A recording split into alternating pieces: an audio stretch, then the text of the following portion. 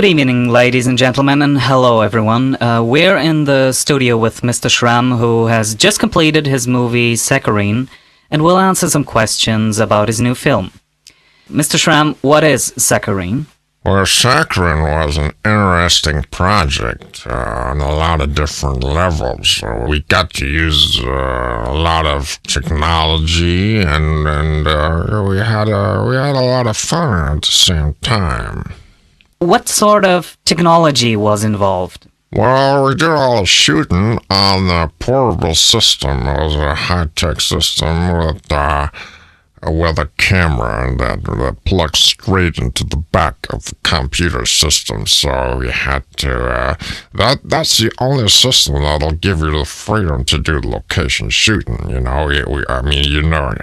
You see the movie, you could tell we were shooting in the bathroom, we were shooting in the living room, and we were shooting in the kitchen, and in the bedroom, and even some outdoor shooting. Only a portable system can give you the freedom to do that.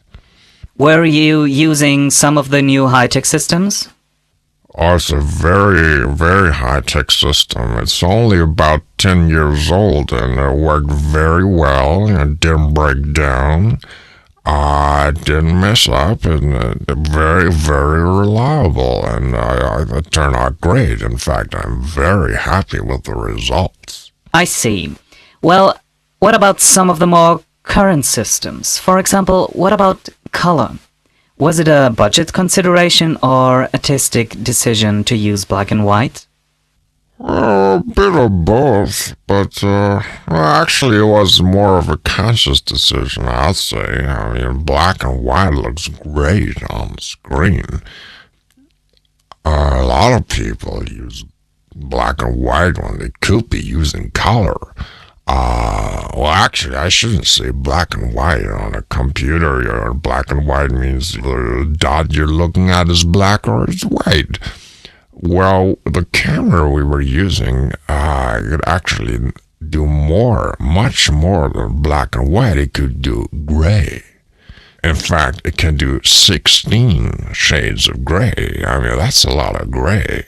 So the movie isn't really black and white. It's gray, and it gives you a lot of expressive freedom to a lot of subtle shades, which would be lost in black and white, and it would be quite different in color. So I think, it was more of a conscious decision to use the so-called black and white. So then, what happened next? You put it all together? How did that work?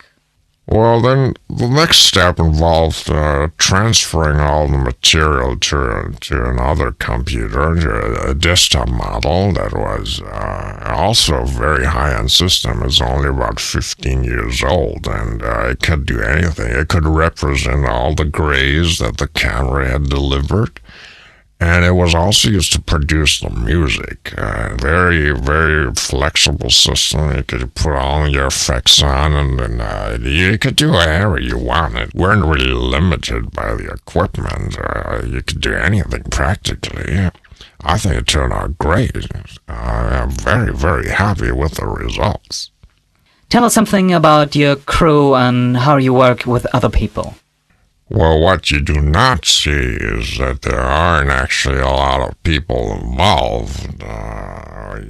You see two people on the screen, and actually I'm one of the actors. And I'm not only doing the acting, but I'm doing the producing, and I'm doing the directing, the writing of the script, and printing the script, making sure it all works. And then we're doing the lights and the sound and the music soundtrack. I had to do all that. You're playing all the guitar and the keyboard and the drums and the bass and the singing and the other actor is my girlfriend. Ah. And I'd like to take this opportunity to thank Bernie Taupin and Elton John for writing a great song. And, it started me off in the first place, I guess. Very well. Let's talk about the production costs. How do you go about financing your projects? Well, financing is always a bit of a problem because it's hard to find support from other people financially, so you end up having to finance it yourself, and that, of course, can be a bit of a bottleneck.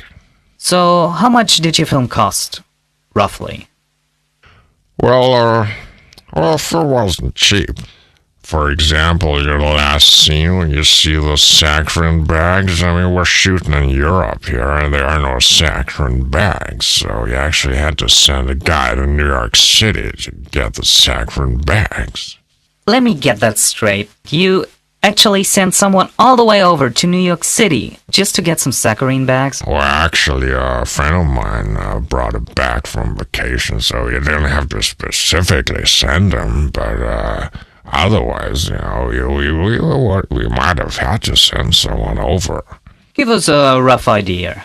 Well, with the tape, and then, there's a scene where she pours the coffee, so you gotta buy the coffee, and, with the tape and everything, total up, and the pill, and, I don't know, I'd say about $750. Yeah, plus or minus a couple of bucks. I haven't totaled it up yet. I just haven't had time to because I'm already busy working on my next project.